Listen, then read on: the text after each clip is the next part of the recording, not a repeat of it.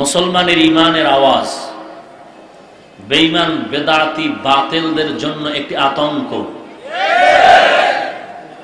ওরা এই আওয়াজটাকে খুব ভয় পায়। অতএব সত্য কথা বলবো, বাঘের মতো বিড়ালের মতো নয়। এ দেশ আমার, এদেশের আমি শুধুমাত্র পবিত্র আদর্শবান মুসলমান যারা, তারাই এই জমিনের এক নাম্বার, এক কাতারের সারির নাগরিক। বিশেষ করে কোরআনওয়ালা, রসুলের সুন্নতওয়ালারা এই জমিনের একুরেট, নির্ভেজাল, পবিত্র আদর্শবান নাগরিক এই জমিনের। অন্যরাও নাগরিক, কিন্তু তারা পুত পবিত্র নয়। প্রত্যেকের বডির ভেতরে, জিন্দেগির মধ্যে স্পট লাগানো আছে। সরকারেরটা খেয়ে সরকারের সাথে গাদ্দারি করে, নিমক হারামি করে। আর কোরআনওয়ালারা কি করে? প্রশাসন বারবার ওয়াজ মাহফিলে এসে উলামায়ে হযরতদেরকে বলেন, তারা বিভিন্ন ভাবে থানায় থানায়, জেলায় জেলায়, প্রত্যন্ত অঞ্চলের মধ্যে সমাজকে সুশৃঙ্খলতার বাউন্ডারিতে নেওয়ার জন্য, যুব সমাজের চরিত্র বিধ্বংসী উপকরণ, নেশা বন্ধ করার জন্য বিভিন্ন প্রক্রিয়া, পদক্ষেপ তারা চালু করেছেন। গ্রেফতার, শাস্তি, রিমান্ড, বিভিন্নভাবে মাদক বন্ধ করুন, তাস জুয়া বন্ধ করুন, বেতের বাড়ি, রিমান্ড রাখা, গ্রেফতারি পরোয়ানা, এরপরও কেমন যেন বন্ধ হচ্ছে না। কিন্তু টাকা ছাড়া, বেত্রাঘাত ছাড়া, গ্রেফতার করা ছাড়া নির্ভেজাল ভাবে ওলামায়ে হযরত, পীর মাশায়েখ মানুষকে বুঝাইয়া, বয়ান দিয়া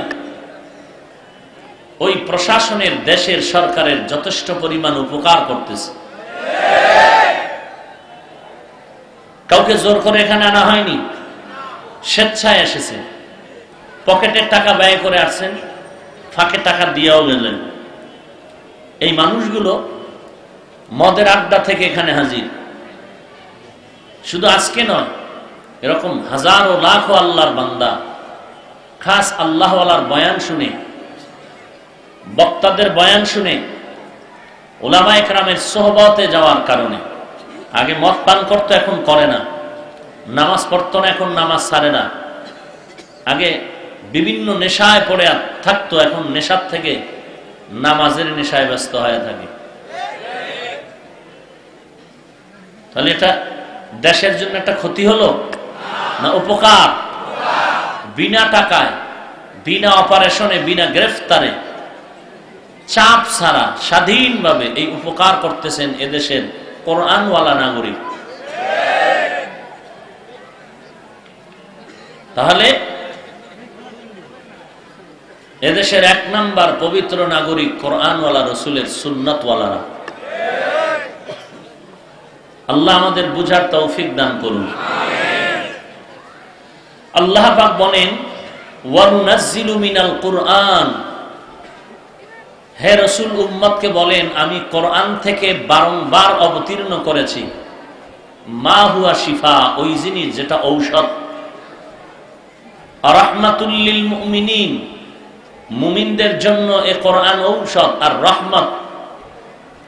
ওয়ালা ইয়াজিদুজ জালিমিনা ইল্লা খাসারা, এ কোরআন বৃদ্ধি করবে না জালেম সীমালঙ্ঘনকারীদের জন্য ক্ষতির পথ ছাড়া অন্য কিছু। রাসূলুল্লাহ সাল্লাল্লাহু আলাইহি ওয়া আলিহি ওয়াসাল্লাম ইরশাদ করেন,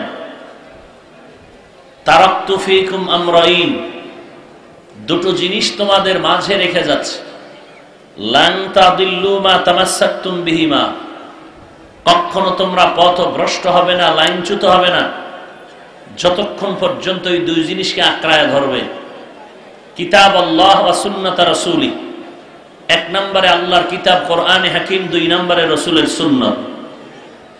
এ হলো আয়াত ও হাদিসের সংক্ষিপ্ত তরজমা। আপনারা কথা বলেন কেন ডাইনে বামে? মাহফিলের কর্তৃপক্ষ খেয়াল করেন, এটা যাত্রার প্যান্ডেল না, আসছেন দোয়ার জন্য, কপাল পুরিয়া কেউ বাড়ি যায় না।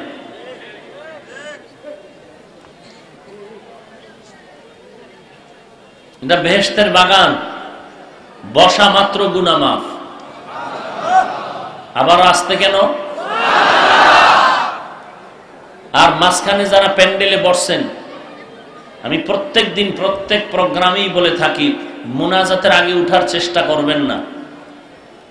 হ্যাঁ, যদি আপনার দীর্ঘ টাইম বসার অভ্যাস না থাকে, আপনি ভেতরে বসবেন না, বাহিরে দাঁড়ায় বয়ান শুনবেন, ফাঁকে ফাঁকে বের হয়ে অন্যদিকে যাবেন, দেখবেও না, কিছু বলবেও না।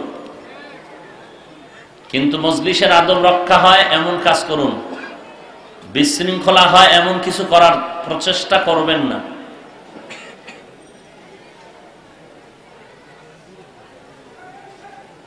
আল্লাহ পাক আজকের এই মাহফিল আমাদের হেদায়াত ও নাজাতের ওসিলা হিসেবে কবুল করেন। আমিন। আলোচনার বিষয় আজমতে কোরআন, কোরআনের মহত্ব, ফজিলত। নবী বিদায় বেলা রবিউল আউয়ালে জমিনে আসলেন, আর এই রবিউল আউয়ালে বিদায় নিলেন। কোন মাসে আসলেন নবী? বিদায় নিলেন কোন মাসে? বলেন না কেন?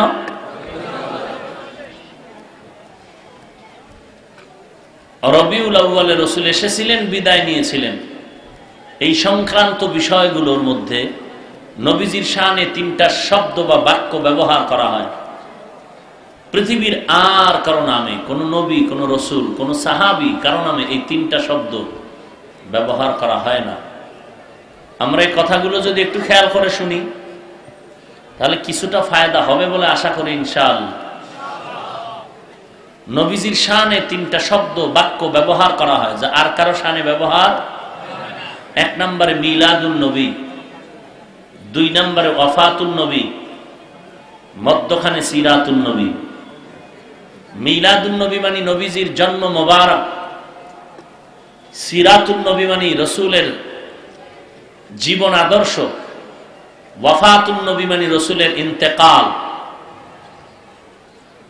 এই 3টা শব্দ, মিলাদুন নবী, সিরাতুন নবী, ওয়াফাতুন নবী, এই 3টা শব্দ আর কারো শানে ব্যবহার করা হয়, শুধুমাত্র রাহমাতুল লিল আলামিনের শানে ব্যবহার করা হয়। অতএব এই শব্দগুলোকে যদি কেউ বাঁকা নজরে কিছু বলতে চায়, তার কলিজা, তার ঈমান, তার আমল, তার আকীদা বাঁকা হয়ে যাবে।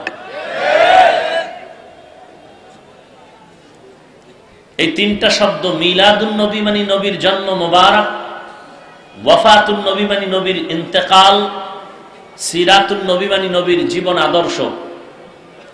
এবার আমাকে একটু জবাব দিতে হবে আপনাদেরকে ভেবে চিনতে। মিলাদুন নবী অর্থ কি বললাম? বলেন। জন্ম মোবারক। ওয়াফাতুন নবী অর্থ কি বললাম? নবীজির ইন্তেকাল। আর সিরাতুন নবী নবীজির জীবন আদর্শ, নবীজির জীবন আদর্শ। এবার আমাকে বলেন তো, মিলাদুন নবী তথা জন্ম মোবারকের মিয়াদ কত বছর ছিল? নবী যে দুনিয়াতে আসছেন রবিউল আউয়ালে কয়বার? বলেন। কি পরিমাণ টাইম লাগছে? যেমন আপনার আমার মা, বাচ্চা প্রসবকালে 3 দিন আগে ব্যথা, 4 দিন পর্যন্ত কান্না, খানা নাই, ঘুম নাই, প্রসব বেদনা।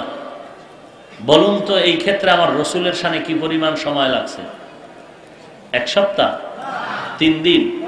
হ্যাঁ, বেশির থেকে বেশি, বেশির থেকে যদি বেশি বলতে চান, সির্ফ 1 দিন বলেন। কয়দিন? তাহলে মিলাদুন নবী রাসূলের কয়দিন? বলেন। মাস্তানি করেন পেছনে পেছনে, এখন কথা বলেন না কেন? আমি যদি ভুল বলি ধরায় দিবেন, চুপে চুপে না, ওপেন দাঁড়ায় বলবেন, হাফিজ ভাই এই কথাটা কোরআন সুন্নাহর বাহিরে, সবার সামনে কানে ধরে তওবা করব। এত যদি কেউ মনে করেন আমার সম্মান কিছু পার্সেন্ট কমে যাক, আপনার সমস্যা আছে?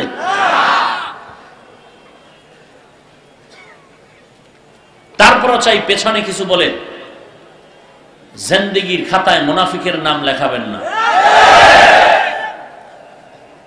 বলুন মিলাদুন নবীর মেয়াদ কতদিন গেল? ওয়াফাতুন নবী, রাসূলের ইন্তেকাল কয়দিন? জীবনে কয়বার? একবার। সীমানা কত পরিমাণ?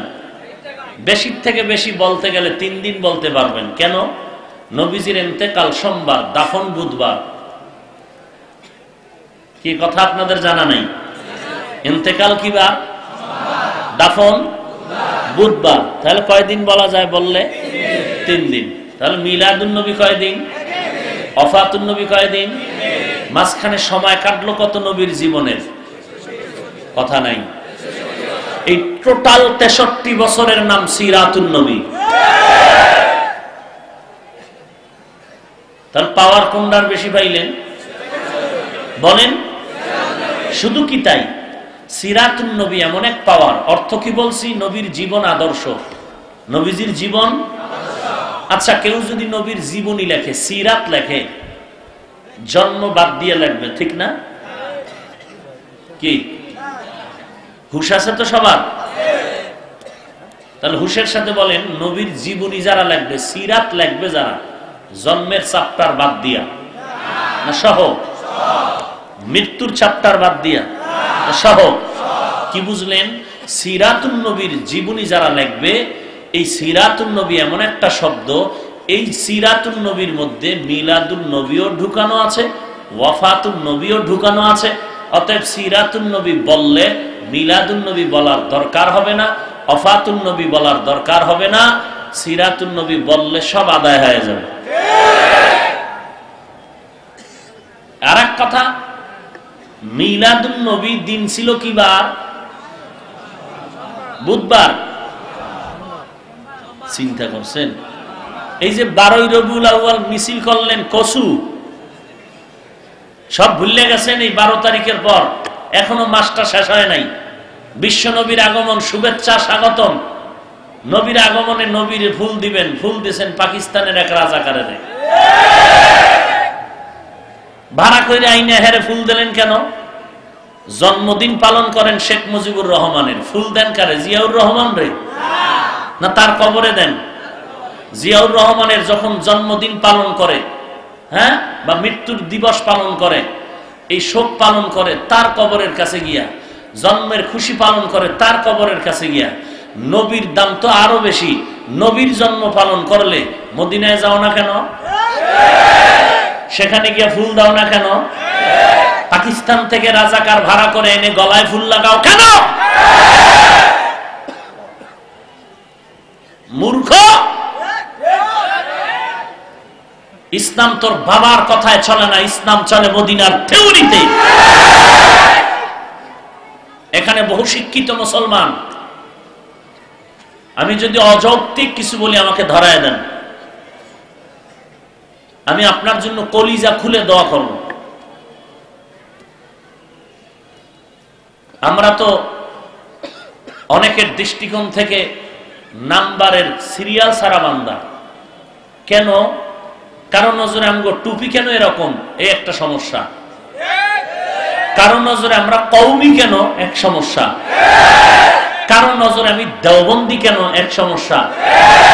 কারণ নজরে আমি উজানিয়ার চরমনাই কেন, আর এক সমস্যা। দেখছেননি ক্যান্সার কত দিকে ছড়ায় গেল। আবার কারো নজরে আমরা আবু হানিফার মাযহাব মানি কেন, আর এক সমস্যা। দেখছেননি? সব সমস্যা আমাদের ভিতরে। এর মধ্যে কোনো সমস্যা নাই যারা বলে। এরা নামাজ না পড়লেও সমস্যা নাই, দাড়ি না রাখলেও সমস্যা নাই, টুপি না পড়লেও সমস্যা নাই, ডাক্তার জাকির নায়েকের 24 ঘন্টা তাসবিহ ধরে টানলেও সমস্যা নাই, আবু হানিফারে গালি দিলেও সমস্যা নাই, কওমিওয়ালাকে গালি দিলেও সমস্যা নাই, চরমনাই উজানিকে গালি দিলেও সমস্যা নাই। যত দোষ নন্দ ঘোষ, সমস্যা সব আমার। টুপি কেন পাস করলি? টুপি কেন সাদা? সবুজ কেন না? কালো কেন না? হ্যাঁ, সালাম দিলেও নেয় না, নিজেও দেয় না। কেমন চান কপালা মাগো? সালাম তো দেয় না, দিলেও নেয় না। সমস্যা কি? কওমিতে বললাম কেন? কেন দেওবন্দি হইলাম? কেন ইমাম আবু হানিফার মাযহাব মানলাম? অথচ আমি সাদা টুপি মাথায় দিয়া কালোওয়ালা সবুজওয়ালাকে গালি দেই না, হিংসা করি না। যারা টুপি মাথায় দেয় না তাদেরকেও না, বরং দেখা হলে চেষ্টা করি মোহাব্বত একটা সালাম দিতে। তোমার অন্তর এত বড় কেন যে তুমি আমার সালাম দেও না, নেও না? ব্যাপারটা কি? তোমার অন্তর এত হিংসা কেন? তাহাজ্জুদ বেশি বড় এই জন্য? হায় হায়, মহাপণ্ডিত আল্লাহ, আপনি কুদরতের হাতে আমাদেরকে হেদায়েত দান করুন। রাসূলের মিলাদুন নবী হয়েছিল কি বার? এখনো মনে পড়ে না? ওফাতুন নবী কি বার? হ্যাঁ, সিরাতুন নবীও সোমবার। সিরাতুন নবীও, সিরাতুন নবী অর্থ কি? নবীর জীবন আদর্শ। নবীর আদর্শ কি? আম্মাজান আয়েশার কাছে সাহাবায়ে কেরাম প্রশ্ন করলেন, আম্মাজান পাল্টা প্রশ্ন করলেন, আফা তাকরাউনাল কোরআন, এই সাহাবায়ে কেরাম আপনারা কি কোরআন তেলাওয়াত করেন না? ক্বালু বালা, করি। নবী বললেন, কানা খুলুকুল কোরআন, নবীর আদর্শের নাম হলো কোরআন। তাহলে কোরআন নাজিল হইল কবে? সোমবার। কি বার? এই কোরআন সূচনা হয়েছে সোমবার। তাহলে মিলাদুন নবীর দিনও, ওয়াফাতুন নবীও, সিরাতুন নবীও। এই সোমবার দিনটা নবী নির্ধারণ করে 12টা মাস সোমবারে রোজা রাখতেন। বছরে কয়বার? প্রত্যেক সোমবার। শুধু রবিউল আউয়ালে না, 12 মাস নবী বুঝাইলেন। সাহাবায়ে কেরাম বললেন, সোমবার রোজা রাখেন কেন নবী? নবীজি জবাব দিলেন, মিলাদুন নবী, দুনিয়াতে আমার জন্ম মোবারক আমার সোমবার। সিরাতুন নবী, আমার সিরাত প্র্যাকটিক্যাল আদর্শ কোরআন আসছে সোমবার। আমি মিলাদুন নবী রোজা রেখে আমি শুকর আদায় করি। সোমবার দিন আমি সিরাতুন নবী রোজা রেখে শুকর আদায় করি। আরে উম্মতের দল, তোমরা যদি আমার মিলাদের শুকর আদায় করতে চাও, যদি পারো সোমবার রোজা রাখো, যদি না পারো তবে এতটুকু মনে করো, আমি যেমন শুধু সোমবার 12 মাস রোজা রাখছি, তোমরা আমার সুন্নত গুলো 12 মাস আমল করে শুকর আদায় করো। বছরে একবার না 12 মাস? তাহলে একদিন মিছিল কেন? এই যে মিলাদুন নবীর মিছিল, র্যালি, এই মিছিল কি করেছেন আমার রাসূলের জীবনে কখনো? কোন বাঘের বাচ্চা থাকলে বুকটা টান টান করে দাঁড়ায় দলিল দাও। করেছিলেন আবু বকর, ওমর, উসমান, আলী? কোন সাহাবী? খাজা মুঈনুদ্দিন, বরফির আব্দুল কাদের জিলানী, মুজাদ্দিদ আল ফেসানি, শাহ ওলিউল্লাহ মুহাদ্দিস দেহলভী করেছিলেন, শাহজালাল করেছিলেন, শাহপরান? কেউ করেননি। তুমি কেন করো? তুমি করলে দোষ নাই, আর আমরা না করলে আমরা কাফের। হ্যাঁ, আমি কাফের কেন? নবী করেন নাই, সাহাবারা করেন নাই, তারা কি হবে? ইমাম আবু হানিফা করেননি, ইমাম মালিক করেন নাই, এই মিছিল ইমাম আহমদ বিন হাম্বল করেন নাই। তাহলে তাদের, তোমার ফতুয়া, তাদের কি উপায়? আমগো কাফের বানাইছো, বানাইলা, তাদের কি বলবা?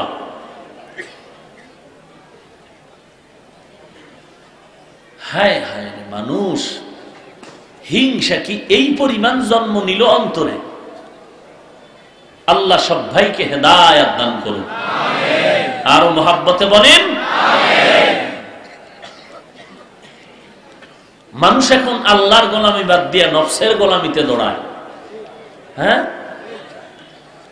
আহা, আমি কওমি মাদ্রাসায় পড়ে আলিয়া স্কুল ভার্সিটির বিরুদ্ধে তো কিছু বলিনি, গালিও দেইনি, দেখা হয়েছে তো সালাম দিয়েছি। তোমার অন্তরটা পারো না এরকম নরম করতে? তোমার অন্তর এত শক্ত কেন যে সালাম দিলেও নাও না, নিজেও দাও না?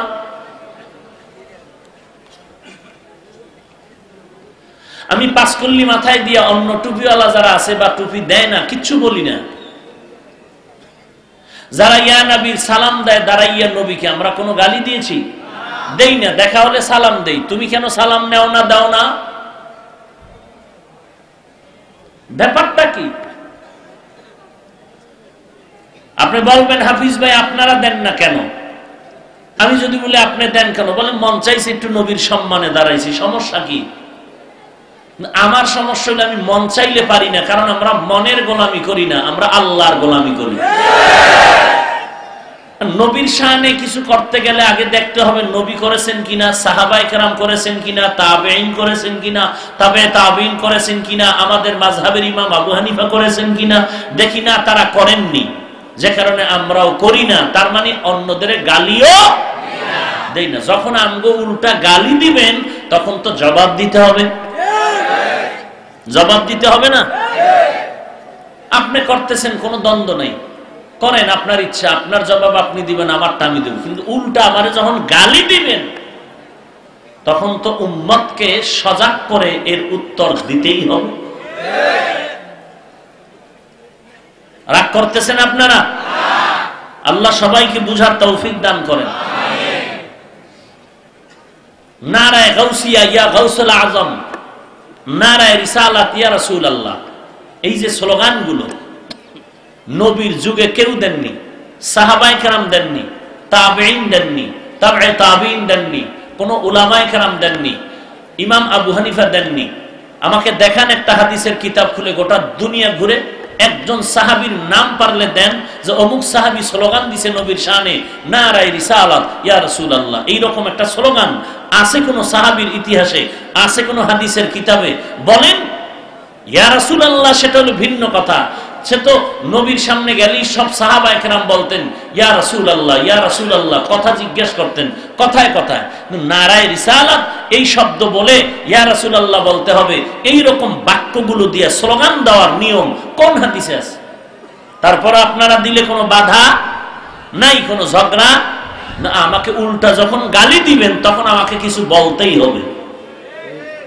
বলেন না কেন? আমাকে বলতে হবে না? আমার কাফের বলেন কেন? আপনি মন চাইছি দিছেন, আমি মন চাইলে দিতে পারবো না, কারণ আমি আল্লাহর গোলামি করি। আমি মদিনার থিওরিতে চলতে হবে। মন মতো চলা ইসলাম নয়, নবীর তরিকায় চলা ইসলাম। আল্লাহ সব ভাইকে হেদায়েত দান করুন। আমাদের সবার ভিতরে রোগ রোগ রোগ অসুস্থ হয়ে যাচ্ছে। আল্লাহ বলেন সব রোগের ঔষধ হলো কোরআন। সব রোগের ঔষধ কি?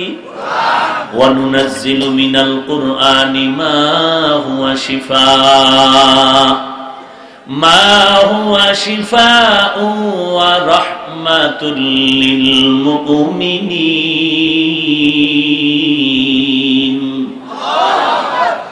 আল্লাহ বলেন আমি বারবার অবতীর্ণ করলাম কোরআন থেকে ঔষধ। নাজ্জালনা মানে বারবার, আনজালনা মানে একবার।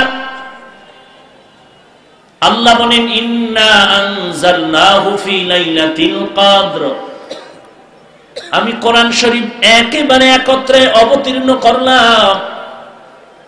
আবার এই আয়াতে বলেন নাজ্জালনা, তার অর্থ হলো বারবার অবতীর্ণ করলাম।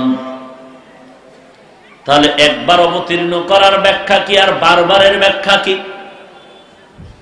মুফাসসিরিনে কেরাম জবাব দিয়েছেন উম্মতের দল আল্লাহ তাআলা লাউহে মাহফুজ থেকে প্রথম আসমানের মধ্যে কোরআন অবতীর্ণ করেছেন কদরের রাতে একত্রে একবার। আর ওই প্রথম আসমান থেকে জমিনের মধ্যে আমার আল্লাহ নবীর উপরে কোরআন নাজিল করেছেন বারবার বারবার, অল্প অল্প করে ঔষধ হিসাবে। যেখানে যেই পরিমাণ ঔষধ দরকার ওই পরিমাণ ঔষধের আয়াত আল্লাহ নাজিল করেছেন। এই কালামে জিন্দা কোরআনে হাকিম হিকমতে উলায়া জানসতো কদিম বাখা কুরআ কালামুল্লাহ বশনো কদিমাস্তি নইনো। খারাপ লাগতেছে মনে হয়? কয় হুজুর বয়ান করেন, এই ফার্সি টার্সি পয়দা লাভ কি? হ্যাঁ বলে না কি ফার্সি কবিতা কয়ে লাভ কি? তুমি ইংরেজি আর বাংলা কবিতা কয়া যেই লাভ, ফার্সিতে তার থেকে বেশি লাভ। অর্থ বুঝি না। তো তোমরা যুবকরা হিন্দি গান শুনো মাঝে মাঝে, একজনে হিন্দি ক্যাসেট বাজায় আর তিনজন যুবক লাফায়। কিরে লাফাও কেন? অর্থ জানো? কয় আব্বাও জানে না, আমিও জানি না। তো লাফাও কেন? কয় মজা লাগে। কি লাগে? তাহলে ফার্সির কবিতাগুলো কোনো বেঈমানের লেখা নয়, জগৎ বিখ্যাত কুতুবুল আলম যারা, তাদের লেখা। এগুলো বললেও ভিতরে অ্যাকশন শুরু হয়, দিলের তাসাল্লি পাওয়া যায়। বাকি রইল অর্থ। এই কবিতার শাআরের অর্থগুলো বলতে গেলে লম্বা সময়ের দরকার। বাকি যেই কথার উপরে চলি, ওই কথার পক্ষে দুই একটা শাআর পড়ি, কবিতা পড়ি, আর এর দ্বারা দ্বীনের দিকে, ইসলামের দিকে মানুষের দিলটা আকর্ষিত হয়ে থাকে, ধ্যান খেয়াল ভিন্ন দিকে যায় না। আপনারা জানেন আমি বয়ানের ভেতরেই হাত উঠে দোয়া করে দেই। আমি কিন্তু উঠা বসার এই ব্যারাম না কমলে হঠাৎ হাত তুলে দোয়া করে যাব না। অবমূল্যায়ন আর মজলিসের সাথে আদব নয়। হয়তো সবাই উঠে যাই, আমরা বয়ান শেষ হয়ে যাক, মোনাজাত দিয়ে দেই, না হয় থাকলে আমাকে ডিস্টার্ব করা যাবে না। আপনারাও বসবেন, অন্যদেরকেও বসার সুযোগ দিবেন, উঠতে দিবেন না। কি পারবেন? কি এক ব্যারাম! প্রত্যেক দিন প্রত্যেক মাহফিলে যদি এই কথা বলতে হয়, তা আমল কই? এখানে কত আলেম ওলামা বসা, কত সাদা দাড়িওয়ালা হাজী সাহেবরা বসা, এদেরকে ডেঙ্গাইয়া জুতা হাতে নিয়ে মাথার উপর দিয়ে চলে যাওয়া, এটা কি পরিমাণ আদব! নিজেরও ক্ষতি করলো, শ্রোতাদের ক্ষতি করলো, আমার ক্ষতি করলো।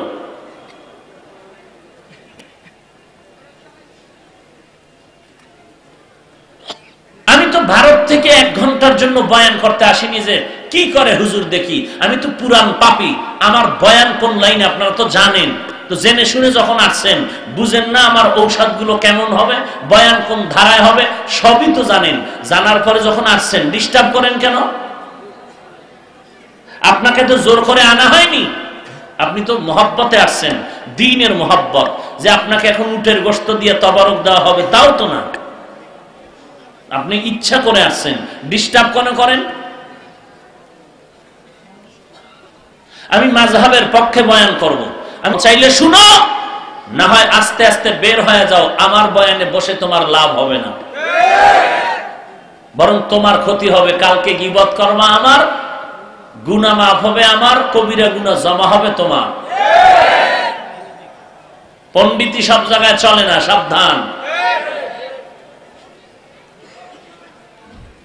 আল্লাহ আপনি কুদরতের হাতে আজকের এই প্রোগ্রামকে কামিয়াবির দরওয়াজায় কবুল করে নিন।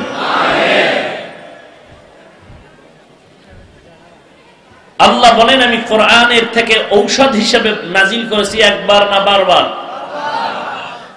তাহলে মানুষের রোগের ঔষধ কোরআন। মানুষের রোগ কি একবার হয় না বারবার? তাহলে ঔষধও খেতে হবে বারবার। এজন্য আল্লাহ বলেন কোরআন হলো ঔষধ, বারবার অবতীর্ণ করেছি, মানে রোগ যেহেতু বারবার, ঔষধও নিতে হবে বারবার। এখন এই কোরআন যে ঔষধ কার জন্য? বলে গোটা জগতের রোগীদের জন্য। গোটা জগতের মানুষ, একদল ইমানদার আর একদল বেঈমান। বেঈমানেরাও রোগী, ইমানদারেরাও রোগী। বলে বেঈমান রোগী কেন? ঈমান না থাকার কারণে রোগী। ঈমান না থাকার কারণে। আর রোগওয়ালা অন্তর নিয়ে কেউ জান্নাতে যেতে পারবে না সুচিকিৎসা ছাড়া। রোগ হলো সবার অন্তরে। বেঈমানের রোগ কেন? বেঈমানের কি নাই? বলেন না কেন? বুঝলাম বেঈমান রোগী, ঔষধের নাম কি? কোরআন। এবার ইমানদার যারা বলবেন তারা কি রোগী? আমি বলবো হ্যাঁ তারাও রোগী। কেন? আমল নাই। কি নাই?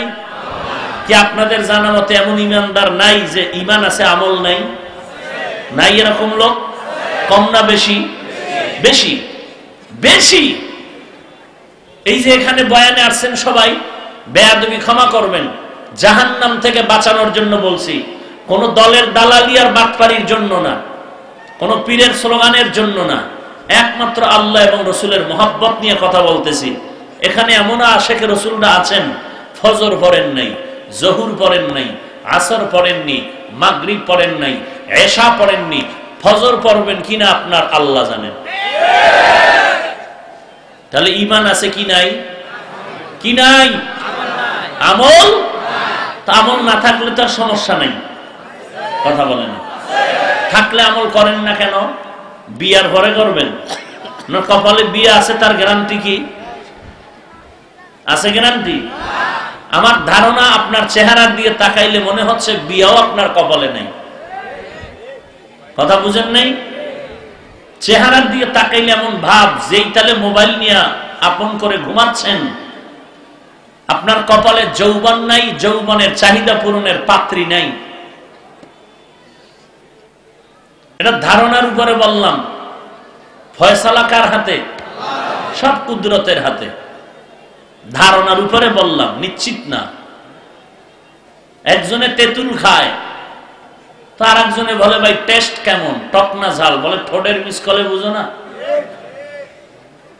ঠোঁটের আঁকা বাঁকাই তো বোঝা যায় তেঁতুল কি পরিমাণ টক আর ঝাল। হ্যাঁ, আল্লাহ।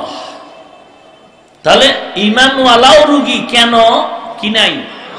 আমল নাই। এখন আবার প্রশ্ন, যে লোক ঈমানও আছে আমল আছে সেও কি রোগী? আমি বলবো হ্যাঁ সেও রোগী। কেন? ঈমানও আছে আমলও আছে, আকীদায় ভেজাল। আকীদায় কি ভেজাল, সেও রোগী। এখন বলবো ঈমানও আছে আমলও আছে, আকীদায় ভেজাল নাই, সেও কি রোগী? আমি বলবো হ্যাঁ সেও রোগী।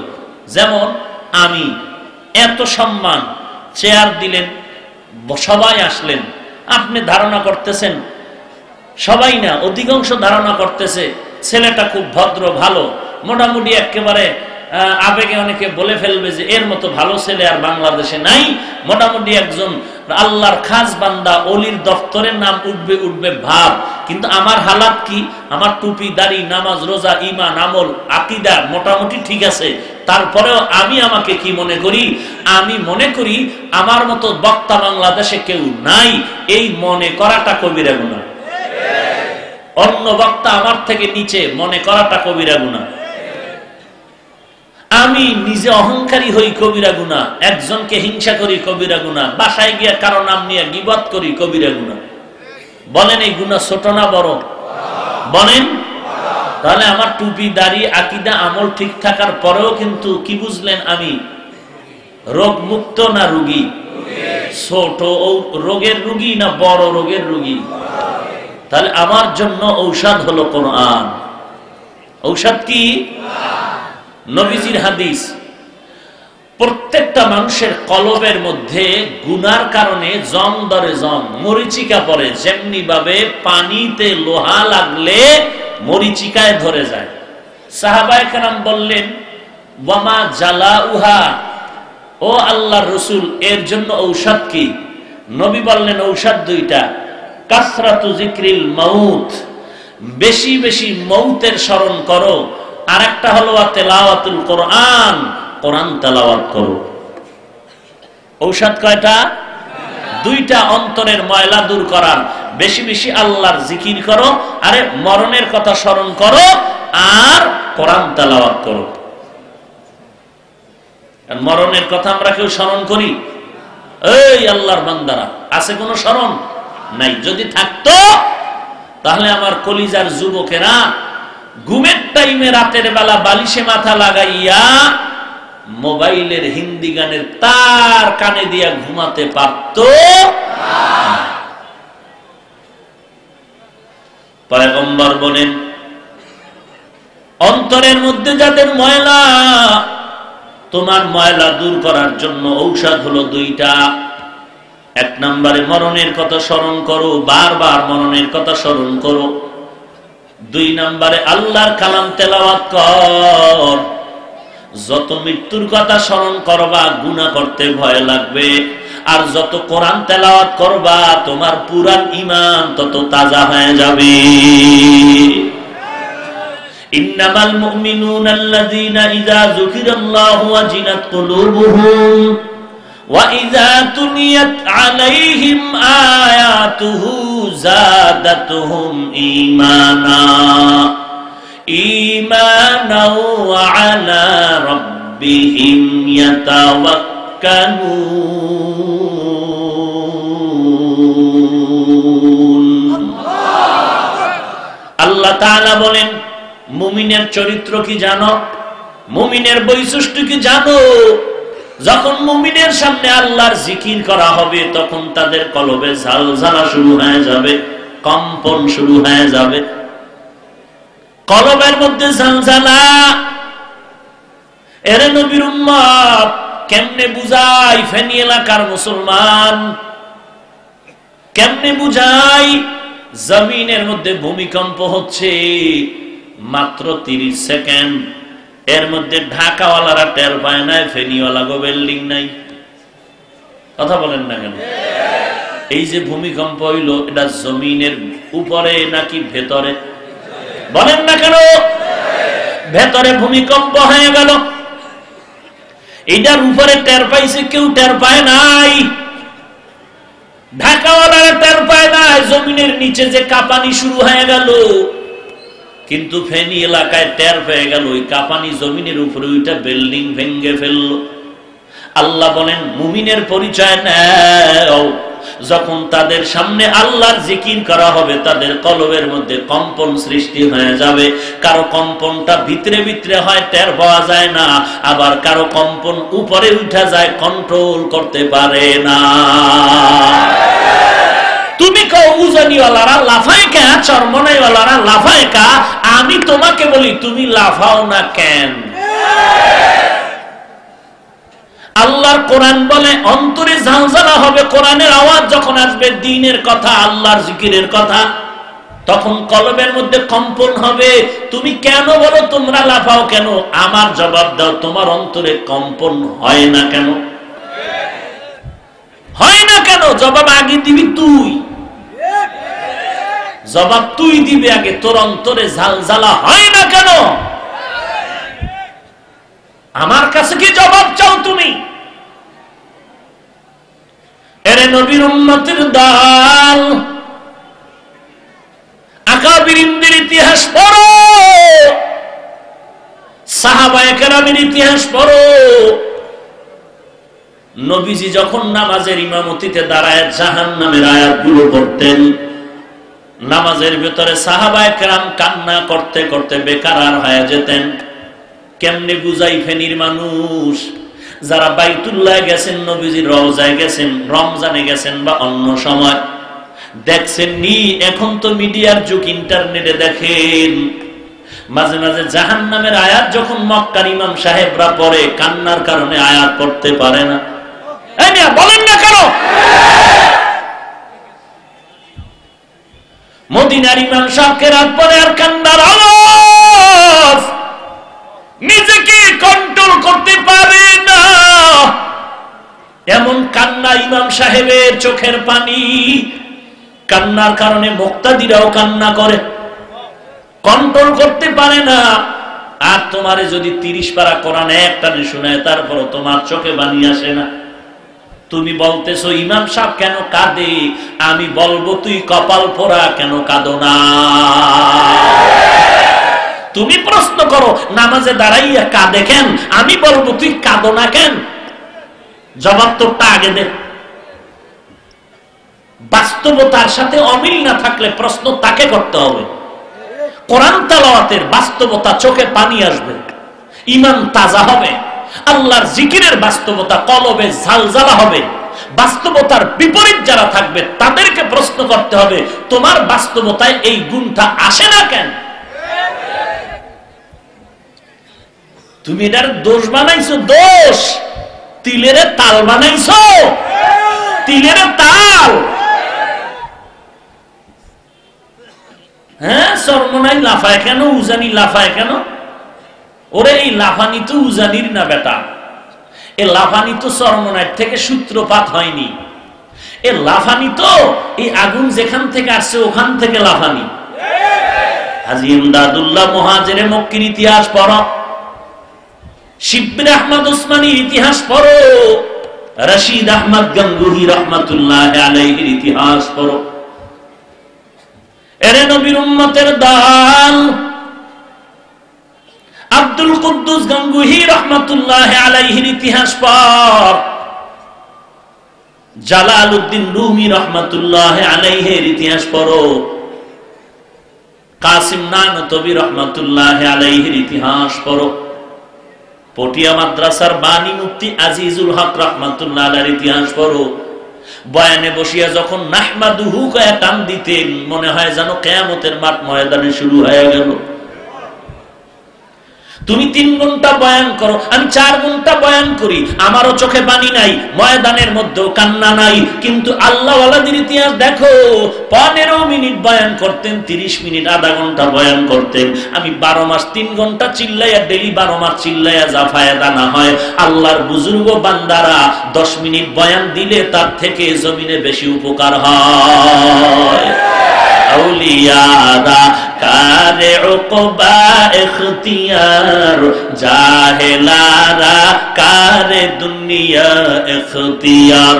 মাইলে মোমেন সোয়ে মোমেন মিশাওয়াত, মাইলে কাফের সোয়ে কাফের মিশাওয়াত। ওই বান্দা লাভ দিয়া চিৎকার দিয়া বাঁশের উপরে উঠে গেছে, এইটা দিয়াও তো বান্দা নামাজ ছাড়ে নাই। ওই বান্দা যত বড় লাভ দিয়া বাঁশের আগায় উঠলো, গাছের মাথায় উঠলো, এইভাবে লাভ দিয়া উঠিয়াও তো বান্দা দাড়ি কাটে নাই, নামাজ ছাড়ে নাই, পর্দা ছাড়ে নাই, গালি দেয় না, বেপর্দায় চলে না, সুদ খায় না, ঘুষ খায় না, মদ পান করে না। আর তুমি লাভ না দিয়াও যদি বান্দা নামাজ না পড়ো, রোজা না রাখো, দাড়িটা লম্বা না করো, পর্দা না করো, মা বাবার খেদমত না করো, তুমি লাভ না দিয়া যেই লাইনে আছো তোমার থেকে 1000 গুণ 1000 গুণ 1000 গুণ ভালো হলো লাভ দেনে ওয়ালা আল্লাহর আশিক বান্দা।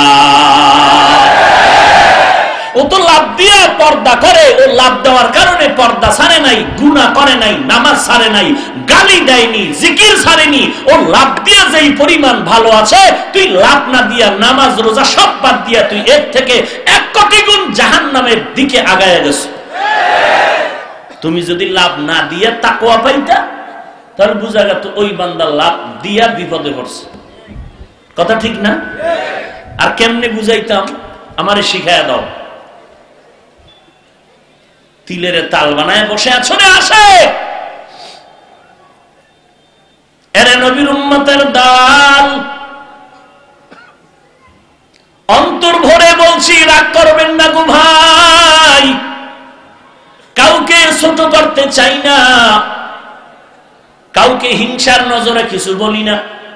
আপনি কেন আর একজনকে হিংসা করে গুনাহগার হবেন, ওই থেকে আমি একটু সতর্ক করতেছি।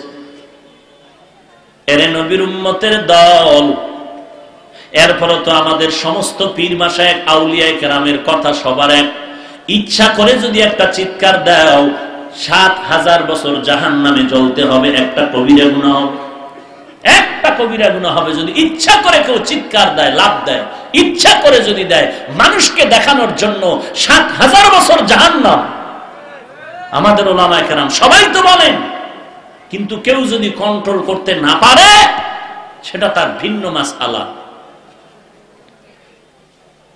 সমালোচনার আর পায় না, একটা পাইছে। আর কি পাইছে? ইল্লাল্লাহ জিকির কেন করে? ওরে বাবা, তুমি তো জিকির মোটেও করো না।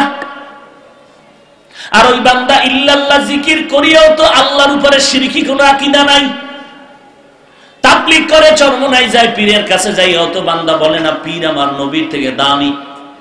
বরং আমাদের আকীদাও ভেজাল নাই, আমলেও ভেজাল নাই। আমরা পীর মানি ততক্ষণ, আমার পীর আমার আল্লাহ এবং নবী মানবে যতক্ষণ। তাহলে আর ভেজাল কি? আর কিসের ভেজাল? আল্লাহ সবাইকে হেদায়েত দান করুন। ভাইরা আমার, এই সমস্ত বিতর্কিত কথাগুলো নিয়ে মানুষকে বিভ্রান্ত করার মানেটা কি? কিছু পায় না, কিছু পায় না, কিছু পায় না। এখন একটা পাইছে কি, দূর চরমনে যায় আপনার সব মূর্খরা যায়, সব মূর্খ।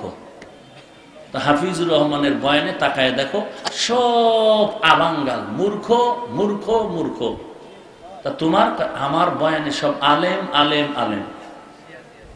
হ্যাঁ, তোমার পায়ে ধরে আমি ধুলা নিয়ে বলতেছি তোমার কপাল ভালো, কিন্তু সাধারণ মানুষকে যদি দিনের পথে দাওয়াত তুমি না দাও, একজনকে দিতে হবে না?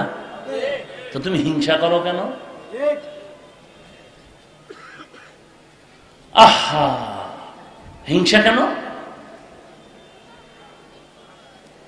দেখতে নারী চলন বাঁকা, দেখতে নারী, স্বামী বড় বুজুর্গ, স্ত্রীর পছন্দ হয় না। এত বড় বুজুর্গ স্ত্রী ভালোবাসে না। একদিন রাতের বেলা জোনাকির আলোতে তাকায় দেখে এক পাগড়িওয়ালা শূন্যের উপরে ঘুরে আর ঘুরে আর ঘুরে। মনে মনে কয়, আমার স্বামী যদি এরকম বুজুর্গ হইতো তখন একটু বুঝা যাইতো যে তেল ছাড়া বিমান উড়া যাইব। রাত্রে স্বামী বাড়িতে আছে, তুমি কি আর বুজুর্গ? আজকে রাতে দেখলাম এক বুজুর্গ সে শূন্যের উপরে ঘুরে ঘুরে ঘুরে। তুমি দেখছো ঠিক? বলে হ্যাঁ। ওই লোকটা তো আমিই ছিলাম। ও, এই জন্যই দেখলাম পাও একটা বাঁকা হয়ে আছে। দেখতে নারী চলন বাঁকা। সুন্দরী মেয়েটাকে যুবক ডিস্টার্ব করে। এই যুবক, তুই আমি সুন্দরী মেয়েটাকে এত ডিস্টার্ব করো, কি ক্ষতি করেছি তোর? যুবক কয়, তুমি আমার কোনো ক্ষতি করোনি, তো ডিস্টার্ব কেন? তুমি এত সুন্দরী কেন? এটাই তোমার জন্য কাল উটের গোস্ত জবাই দিয়া, দুম্বা আর গরু বেড়া বকরি জবাই দিয়াও যদি তবারকের দাওয়াত দেই, এত মানুষ হয় না। টঙ্গিতে এত মানুষ কেন? চরমনায় এত মানুষ কেন? হাফিজ ভাই এত মানুষ কেন? এই সোনাগাজীর ময়দানে সহ্য করতে পারি না। আহা, মুসলমানের বিজয় দেখে তুমি সইতে পারো না? এরে নবীর আশিক উম্মতের দাল, অন্তরের মধ্যে রোগে ধরেছে। এই রোগীদের জন্য রোগের ঔষধ হলো কোরআন। আজকে আল্লাহর কোরআন নাই, নবীর সুন্নতের আমল নাই। আল্লাহ বলেন কোরআনের ঔষধটা ধর। নবী বলেন দুটো জিনিস ধরে রাখ, এক নম্বরে কোরআন, দুই নম্বরে নবীর সুন্নতের আমল। এই দুইটা জিনিস যদি ধরে রাখতে পারো, জীবনে কোনো বেঈমান তোমার রোগের কোনো উদ্বোধন করতে পারবে না, বরং দিলের মধ্যে যত রোগ থাকবে সব আল্লাহ মাফ করে দিবে। ওয়ানুনাজ্জিলু মিনাল কুরআনি মা হুয়া শিফাআ। কোরআন শরীফ এটা কেমন ঔষধ? বলে শুধু রূহের জন্য না, শারীরিক রোগের ঔষধ। ডাক্তার ফেরত দিয়ে দিছে, আর বাঁচানো যাবে না, যা মনে চায় খাওয়াও। ছেলে বাবারে নিয়ে কান্না করে ঘরে আসলো, হঠাৎ এক বুজুর্গর কাছে গিয়ে বলে, হুজুর একটু পানিতে দম করে দেন। ওই পানিটা মৃত্যু সজ্জার রোগীকে পান করা দেওয়ার পর হাজার হাজার প্রমাণ হলো যে বান্দা সুস্থ হয়ে গেছে। এর নাম কোরআন। আজকে মুসলমানের ঘরে কোরআনের আওয়াজ নাই। আবার একদল আশিকে রাসূল বলে, কোরআনের অর্থ যদি না জানো পড়িয়া লাভ নাই। আসেনি ফিতনা? ওরে বান্দা, কোরআনের অর্থ জানো, এটা ভালো, ধন্যবাদ। যদি না জানো তুমি দেখে দেখে পড়ো। যদি তুমি পড়তেও না পারো, কোরআনটা খুলিয়া মাঝে মাঝে তাকায় দেখ। আল্লাহর মহব্বত যদি তাকাও, শুধু তাকায় দেখলেও সওয়াব। কারণ এটা কালামুল্লাহ, আল্লাহর কথা। এরে নবীর উম্মত, ফেনী এলাকায়, সোনাগাজী এলাকায় এত বিল্ডিং, এত ঘর, এক একটা ঘরেরও এত দাম নাই কোরআনওয়ালা ঘরের যেই পরিমাণ দাম। সামান্য কাপড়ের দাম নাই, কোরআনের সাথে লাগলো গিলাফ, নাম হলো দাম বেড়ে গেল। কাঠের দাম নাই, কোরআনের সাথে লাগলো রেহাল, নাম হলো দাম বেড়ে গেল। আমি হাফিজুর রহমানের কোনো দাম নাই। আজকে এত সম্মান কেন? আমার বাহাদুরি না, আমার বাবারও কোনো বাহাদুরি না, একমাত্র আল্লাহর কোরআন, নবীর আদর্শ। এরে নবীর উম্মতের দল, এই কোরআনটারে সিনায় লাগাও আর কোরআনওয়ালাদেরকে মহব্বত করো, কোরআনওয়ালাকে ভালোবাসো, কোরআনটারে সিনায় লাগায় নাও। এমন একটা কোরআন আল্লাহ দিলেন, এই কোরআন যার সিনায় লাগবে তার অন্ধকার থেকে আলোর দিকে নিয়ে যাবেন। এটা এমন একটা কিতাব, ইয়া আইয়ুহান নাস قد جاءتكم موعظة من ربكم وشفاء لما في الصدور وهدى ورحمة للعالمين।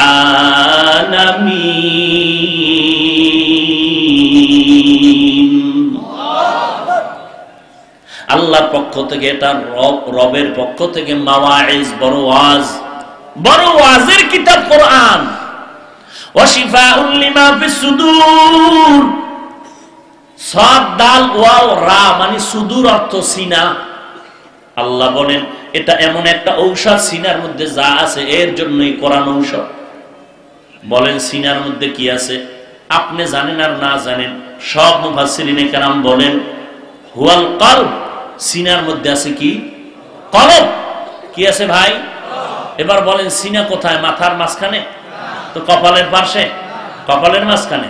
সিনা বলতে কি বুঝেন আপনারা বলেন তো? কোথায় দেখান তো হাত দিয়ে আমাকে, সিনা কই? তাহলে এর মধ্যে কি আছে? কি আছে?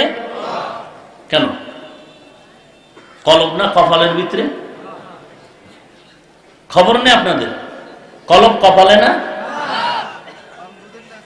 হায় হায় হায় হায়। কেউ যদি বলে কলব কপালে উঠে গেছে ঘুমের ভিতরে, হ্যাঁ কলব এখন সিনার ভিতরে নাই, এটা কপালে গেছে গা। আর আপনি বলেন মার হাবা, সৌভাগ্যবান কলব সিনার থেকে লাভ দিয়ে কপালে গেছে গা। আল্লাহ পাক বলেন ওয়াশিফাউল লিমা ফিস সুদূর, কোরআন হলো ঔষধ। সুদূরের মধ্যে যা আছে, সুদূর মানে সিনা, সিনার মধ্যে আছে কলব। তার কলব হলো সিনার ভেতরে, এটা কপালে যেতে পারে না। যদি কেউ বলে বুঝতে হবে এটা মন গড়া ব্যাখ্যা। আল্লাহ সবাইকে হেদায়েত দান করেন। কোরআনের আজমত, সুলতান মাহমুদ গজনবী রহমাতুল্লাহ আলাইহি সফরে চলতেছেন। রাতের বেলা কোথাও মুসাফির এক জায়গায় থাকবেন, আরাম করবেন। তেমন বিশাল বড় অট্টালিকা না, রাজপ্রাসাদ না, ভাঙাচুরা একটা ঘর। কোন একটা রুমে তাকে থাকার জন্য, রাত্রি যাপনের জন্য একটা কামরা বা রুম দেওয়া হলো। আল্লাহর বান্দা ওই রুমের মধ্যে ঢুকিয়া শুইতে যাবে, এমন সময় দেখে ঘর ছোট, তারপরে একটু তাকের উপর একটা কোরআন শরীফ রাখা আছে। আল্লাহর বান্দা চিন্তা করলে না জানি কোনো বেয়াদবি হয়ে যায়, আমি এখানে ঘুমায়া থাকবো, কোরআন শরীফটা এখান থেকে আর একটা রুমের মধ্যে নিয়ে রাখি। কোরআনটা হাতে নিয়ে আর এক রুমে রওনা। হঠাৎ করে দাঁড়ায় গেল, আরে আমি আরামে ঘুমাবো এই জন্য কোরআন আর এক রুমে নিতেছি না, কোরআন কোরআনের জায়গায় থাকবে, প্রয়োজন আমি আর এক রুমে গিয়ে ঘুমাবো। আবার কোরআনটা ফিরাইয়া জায়গায় রাখিয়া তিনি আর এক রুমে গিয়া জীর্ণ একটু অন্ধকারাচ্ছন্ন বিছানায় শুয়ে রইলেন। ইন্তেকালের পরে স্বপ্ন যোগে দেখানো হয়, রে মাহমুদ গজনবী তোমার সাথে কেমন ব্যবহার? বলে আলহামদুলিল্লাহ, আমাকে আল্লাহ মাফ করে দিয়েছেন। কি আমলের কারণে? বলে ওই দিন যে আল্লাহর কোরআনের সম্মান করেছিলাম, এই কারণে আমাকে আল্লাহ মাফ করে দিয়েছে। আজকে সেই কোরআনের উপরে যদি কেউ অপমানের কথা কয়, এই কোরআনওয়ালা হাফেজ কোরআনের উপরে যদি কেউ হামলা করে, মনে করিস না বাতি নিভে যাবে, বরং যত হামলা আসবে কোরআনের উপরে, কোরআন আলাদের উপরে, ততই কোরআনের আওয়াজ বেড়ে যাবে। কারণ এই বাতির সুইচ আমার আল্লাহর হাতে। ইন্না নাহনু নাযালনা যিকরা ওয়া ইন্না লাহু লাহাফিজুন। কোরআন হেফাজত কে করবেন? আল্লাহ। হাফেজ সাহেব অসুস্থ, হাফেজ সাহেব বুঝেননি কিছু? কি তার সিনায় কি আছে? কোরআন। এখন তারে বলে ভিতরে সমস্যা, এবার মারাত্মক অসুস্থ হাফেজ সাহেবকে ডাক্তারখানা চেম্বারে নেওয়া হলো, বলে পুরো ফুল বডি তার চেক আপ করা লাগবে। মেশিনের মধ্যে ঢুকায় দিল, কম্পিউটারের স্ক্রিন দেখায় দিল, শরীরের উপরে কোন জায়গায় কত রোগ আছে, ভিতরে কিডনির কি হালাত, ভিতরে কলিজার কি হালাত, ফুসফুসের কি হালাত, কিডনির কি অবস্থা, হার্টের কি সমস্যা, সব কম্পিউটারে দেখায় দিল। ওরে বাঙালি এখনো কেন বুঝো না? এই ডাক্তার মেশিন দিয়া কম্পিউটারের রোগের সব বাইর করলো। শরীরের উপরে কি আছে দেখা যায়, শরীরের ভিতরের অংশগুলো কম্পিউটারে দেখা যায়, কিন্তু হাফেজ সাহেবের 30 পারা কোরআন সিনায় যে কোথায় কোনো কম্পিউটার দেখাইতে পারে না। মাইকে দাঁড় করায় দাও, ইমামতির মুসাল্লায় দাঁড় করায় দাও, 8 বছরের সন্তান লোকমা ছাড়া কোরআন পড়বে, মনে হয় যেন অনবরত বৃষ্টির মতো কোরআনের আয়াতগুলো পড়তেছে। ওরে আল্লাহর বান্দা, আদর্শলিপি শিখার জন্য আমরা বাংলা ভাষা শিখার জন্য 10 পৃষ্ঠার আদর্শলিপি পড়ছিলাম, স্বরে ও স্বরে আরশি দীর্ঘি ক খ গ। এই বইটার একজন হাফেজ বাংলাদেশে খুঁজিয়া পাওয়া যাইবে না, অন্য কোন কিতাবের হাফেজ নাই। আর আমার আল্লাহর কোরআনের হাফেজ কোটি কোটি, কোনো অভাব নাই। এই কালামে জিন্দা কোরআনে হাকিম, হিকমতে উলা ইয়াজালাসতু কাদিম। ওরে নবীর উম্মতের দল, একটা কথা বারবার শুনলে কেমন যেন খারাপ লাগে। এক বয়ান যদি সব জায়গায় করি, বলে সবাই বলে একটা বয়ান সব জায়গায় করে, অথচ প্রত্যেক নামাজের মধ্যে আল্লাহর কোরআন বারবার পড়া হয়। কেউ বলে না ইমাম সাহেব আজকে আলহামদু সূরাটা বাদ দিয়ে অন্য একটা সূরা দিয়ে নামাজ পড়ান, কেউ তো বলে না। বরং যার কণ্ঠ যত সুন্দর, তার তেলাওয়াত তত মজার তেলাওয়াত। মানুষ পেছনে দাঁড়াইয়া বলে হুজুর আপনি বেশি বেশি তেলাওয়াত করেন, লম্বা কেরাত দিয়ে নামাজ পড়েন, কারণ আপনার তেলাওয়াতে কলিজা ঠান্ডা হয়ে যায়। ওই কোরআন আলার বাবা যদি হইতে পারতি রে ফেনীর মুসলমান, ওই কোরআন আলা হাফেজের মা হইয়া যদি কবরে যাইতে পারতি, গিয়া দেখতা কবর তোমার জান্নাতের বিছানা বিছানো আছে। আল্লাহর নবীর কথা মিথ্যা না রে ভাই। মুফাসসিরিনে কেরাম বলেন আল্লাহর যেমন 99টা নাম আছে, কোরআনের এরকম 99টা নাম আছে। এর মধ্যে 5টা নাম হলো কোরআনের প্রসিদ্ধ নাম। 1 নাম্বার নাম হলো কোরআন, বাল হুয়া কুরআনুম মাজিদ ফি লাউহিম মাহফুজ। কোরআনের আরেকটা নাম হলো কিতাব, যালিকাল কিতাবু লা রাইবা ফি হুদাল লিল মুত্তাকিন। কোরআনের নাম হলো তানজিল, হামিম, তানজিলুম মিনার রহমানির রহিম। কোরআনের একটা নাম হলো জিকির, ইন্না নাহনু নাযালনা যিকরা ওয়া ইন্না লাহু লাহাফিজুন। এরে নবীর উম্মত, কোরআনের দাম কত?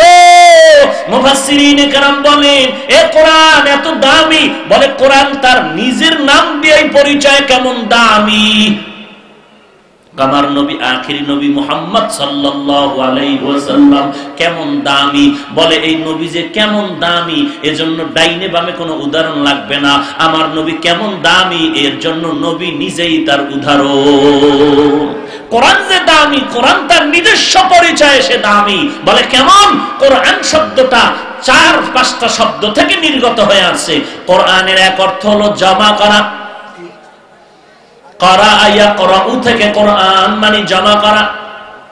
জমা করার মানে হলো কোরআন একটা একটা অক্ষর জমা হয়ে হয়ে একটা শব্দ, অনেকগুলো শব্দ হয়ে একটা বাক্য হয়ে গেল, অনেক বাক্যগুলো এক জায়গায় জমা হতে একটা সূরা হয়ে গেল, অনেকগুলো সূরা এক জায়গায় জমা করার কারণে পুরা কোরআন হয়ে গেল।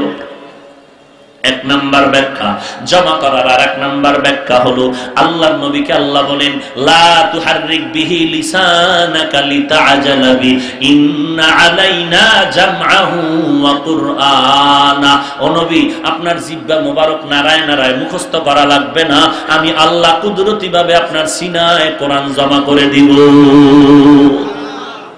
জমা করার আর এক ব্যাখ্যা হলো আদম নবী হইতে ঈসা নবী পর্যন্ত যত ইলম আল্লাহ দান করেছেন সব ইলম এই কোরআনের মধ্যে জমা করা আছে না নাই? সব এই কোরআনের মধ্যে জমা করা আছে। জামিউল ইলম হলো কোরআন, সব কিছু জমা করা আছে। 2 নাম্বার, এই গেল 3টা জবাব। 4 নাম্বার জবাব, কোরআনের অর্থ যে জমা করার 4 নাম্বার জবাব হলো মানুষের জীবনে ব্যক্তি থেকে শুরু করে কবর পর্যন্ত যাওয়ার জন্য ব্যক্তি জীবন, পারিবারিক জীবন, সামাজিক রাষ্ট্রীয় জীবন যত পদক্ষেপ আছে সব বিষয়ের সমাধান কোরআনের মধ্যে জমা আছে না নাই? কোরআনের এক অর্থ হলো জমা করা, করা ইয়াকরাউ থেকে কোরআন মানে জমা করা। কোরআনের 2 নাম্বার অর্থ হলো কোরআন, এটা কারাইন থেকে নির্গত। কারাইন মানে কারিনাতুনের বহুবচন মানে হলো কারাইন, কারিনাতুন মানে দলিল। বলে কিসের দলিল? কোরআন। বলে আল্লাহ যে এক, তার কোনো শরীক নেই, দলিল কোরআন। নবী যে আমার শ্রেষ্ঠ নবী, কোনো সন্দেহ নাই, দলিল কোরআন। গুনাহগারের জন্য জাহান্নাম, নেক আমলওয়ালার জন্য জান্নাত, দলিল কি? বলে কোরআন। এ কোরআন এমন একটা দলিলের কিতাব, কোনো ভুল নাই, সত্য কিতাব, এটা কোরআন তার দলিল। আজ পর্যন্ত একটা ভুল কেউ বের করতে পারলো না। এরে আল্লাহর গোলাম, আল্লাহ পাকে কোরআনটাকে হক আর বাতিলের দলিল বানায় দিয়েছে। জান্নাত আছে, জাহান্নাম আছে, বলে দলিল, বলে কোরআন। জাহান্নামে কে যাবে, জান্নাতে কে যাবে, বলে দলিল হলো কোরআন। ইন্নাল আবরারা লাফি নাঈম ওয়া ইন্নাল ফুজ্জারা লাফি জাহিম। নেক আমলওয়ালা জান্নাতে যাবে, গুনাহগারেরা জাহান্নামে যাবে, দলিল কি? কোরআন। এরে নবীর উম্মতের দল, আসমান আছে 7টা, জমিনও সেই পরিমাণ, দলিল কি? কোরআন। এরে নবীর উম্মতের দল, কোরআনের এই জন্য দ্বিতীয় অর্থ হলো দলিল, কারাইন থেকে নির্গত। কোরআনের আর এক অর্থ হলো পড়ো। কোরআনে কিরাআতুন থেকে নির্গত মানে পড়ো, পড়ো।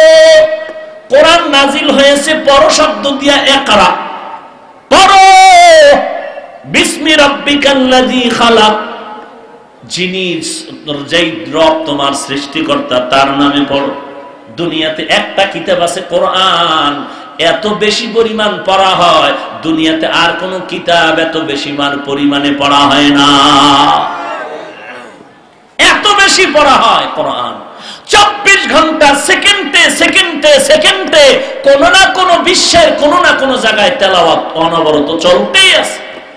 আমরা এখন রাতের বেলা বয়ান শুনে গিয়ে ঘুমায় যাব, আর আমেরিকার মানুষেরা সজাগ হয়ে যাবে ঘুম থেকে। মাদ্রাসাওয়ালার ছাত্ররা আর 1-1.5 ঘন্টা পরেই উঠে যাবে, তাহাজ্জুদের নামাজ পড়বে, কোরআন তেলাওয়াত করবে, আর আমরা ঘুমায় যাব। এরে নবীর উম্মত, আমরা ঘুমাবো, আর এক দেশের মানুষ ঘুমাবে না, তারা মাদ্রাসায় কোরআন তেলাওয়াত করবে, ইমাম সাহেব কোরআন তেলাওয়াত করবে। আমার এখানে জোহরের নামাজ, আর এক জায়গায় মাগরিবের নামাজ, কোরআন চলতেছে। আল্লাহর কোরআনের মতো এত পড়াওয়ালা কিতাব জমিনের মধ্যে নাই।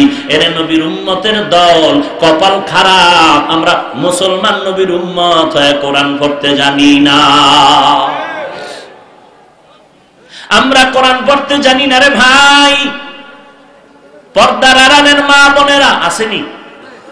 এই মা বোন আছে? এরে পর্দার আড়ালের মা বোনেরা, ধর্ম কত জীবন তোমার। আমি হাফিজুর রহমানের মাও তো মা, তুমিও তো মা। খাজা মাইনুদ্দিনের মাও মা, তুমিও মা। নবী রাসূলদের মাও মা, তুমিও মা। সাহাবায়ে কেরামের মাও মা, তুমিও মা। শাহজালালের মাও মা, খাজা মাইনুদ্দিনের মা, একজন মা, তুমিও মা। এ আম্মা জান, তুমি শুধু সন্তানরে 3 বেলা খানা দিবা আর গোসল করায় দিবা, এই দায়িত্ব তোমার না রে মা। তোমার কত বড় দায়িত্ব, তুমি শুধু মা হিসেবে পরিচয় দিলে হবে না। তুমি মায়ের উপরে কত বড় দায়িত্ব বর্তায় আছে তুমি জানো না। তুমি একটা মায়ের আদর্শই পারবে গোটা জগতের মধ্যে আলো ছড়ায় দিতে। ইমাম গজালি রাহমাতুল্লাহ আলাইহি লিখেছে, প্রত্যেকটা সন্তানের জন্য তার মায়ের কোল হলো জিন্দেগির বড় আদর্শ। মা যা শিখাবে সন্তান তাই শিখবে। দেখছেননি পরীক্ষা করে কখনো আম্মা জান নামাজে দাঁড়ায় গেল, ছোট বাচ্চা মায়ের সাথে নামাজে দাঁড়ায় গেছে, মা হাত বাঁধছে বুকে, বাচ্চাটাও বুকে হাত বাঁধলো, মায়ের ঠোঁটের দিকে তাকায় দেখে মা ঠোঁট নাড়ায় পড়ে সূরা ফাতিহা। বাচ্চাটা বুঝতে পারে না মা কি করে, কিন্তু দেখে দেখে বাচ্চাটাও ঠোঁট নাড়ায় মাছের মতো। মা যখন রুকুর মধ্যে যায় বাচ্চাটাও রুকুর মধ্যে চলে যায়, মা যখন দাঁড়ায় বাচ্চাটাও দাঁড়ায়, মা যখন সিজদায় গেল কপাল আর নাকটা ঠেকায় দিল, আর বাচ্চাটা সিজদায় গিয়া নাক আর কপাল ঠেকায় না, এক পার্শ্বের গালটা মাটিতে লাগাইয়া মায়ের মুখের দিকে তাকায় দেখে মা ঠোঁট নাড়ায়। এবার বাচ্চাটাও ঠোঁট নাড়ায়, মাছের মতো ঠোঁট নাড়ায়। আল্লাহ ডাক দিয়া কয় ফেরেশতা তাকায় দেখ এই বাচ্চাটা মায়ের। কে তোমাকে বলেছে মাদ্রাসায় পড়লে বুঝি না খায় মরা লাগবে? ওরে আল্লাহর বান্দারা, ও বান্দিরা, ও মা, ও বৃদ্ধ বাবাজিরা, বলো বাংলাদেশের স্বাধীনতার থেকে আজকে পর্যন্ত বলো কোরআন পড়ার কারণে কেউ না খাইয়া মরিয়া গেছে নাকি? বলেন না কেন? কেউ না খায় মরে যায় নাই। বরং ঢাকাতে এসে দেখেন আমাদের মাদ্রাসাগুলোর মধ্যে র্যাবের ছেলে কোরআন পড়ে, আর্মির ছেলে কোরআন পড়ে, ডিসি সাহেবের ছেলে কোরআন পড়ে, অনেক বড় বড় দামি কোটিপতির সন্তান কোরআন পড়ে। ও আল্লাহর বান্দা, টাকার অভাব নাই, ক্ষমতার অভাব নাই, সন্তানটারে মাদ্রাসায় দিলেন কেন? বলে দুনিয়ার টাকা পয়সা লাগবে না, চাকরিও লাগবে না, আমি যা কামাই করছি এটা 10টা সন্তান 200 বছর খাইলেও শেষ করতে পারবে না। অতএব আমার টাকার জন্য, চাকরি করার জন্য লেখাপড়া স্কুল কলেজে পড়াতে চাই না।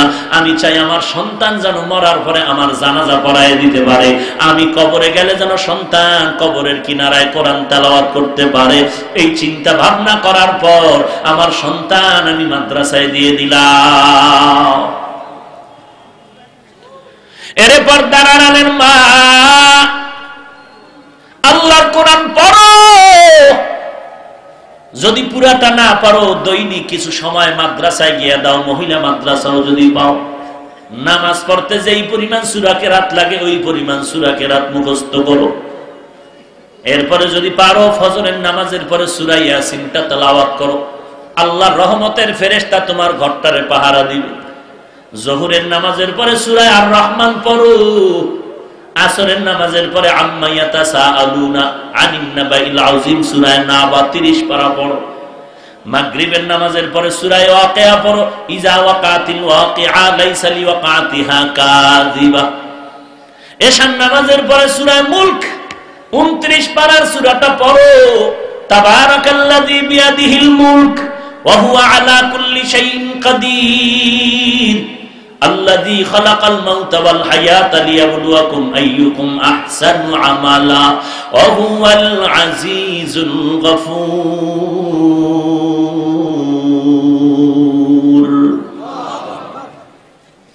যেই আবু জাহেল নবীরে দেখতে পারে না, সেই বেঈমানের বাচ্চা এসে নবীজির তেলাওয়াত শুনে গোপনে। এবার কি আকর্ষণ এই কোরআন! আবু জাহেল্লা গোপনে গোপনে নবীর তেলাওয়াত শুনে, কারণ আমার তেলাওয়াত কি, নবীজির কণ্ঠের তেলাওয়াত তো আরো মনোমুগ্ধকর। সেই আবু জাহেল বলে মুহাম্মদের এই মন্ত্র পড়লেই মানুষগুলো কেমন যেন রক্ত হয়ে যায়, মুহাম্মদের এই মন্ত্র বন্ধ করা দরকার। ইয়ামান থেকে জাদুকর ভাড়া করে নিয়ে আসে, জিমাত নামের জাদুকর আনার পরে বলে মুহাম্মদের মন্ত্র বন্ধ করো, তুমি মন্ত্রের বড় পণ্ডিত, স্বর্ণ লাগবে, টাকা লাগবে, দিয়া দিব। বলে মুহাম্মদ কে? বলে আব্দুল্লাহ। বলা কয় তারে দেখতে তো হবে, না হয় মন্ত্র কেমনে বন্ধ করি। আমার নবীরে যখন আবু জাহাল লোক পাঠায়, বলে আবু জাহাল ডাকছে, নবী খবর পায় খুশি, মনে হয় যেন আবু জাহাল কালেমাই পড়ে ফেলবে। নবী মনের আনন্দে দৌড়ায়। জামাত নামের জাদুকর চেয়ারের মধ্যে বসা আছে, নবীরে দেখা মাত্র দূরের থেকে নজর পড়া মাত্র দাঁড়ায় গেল।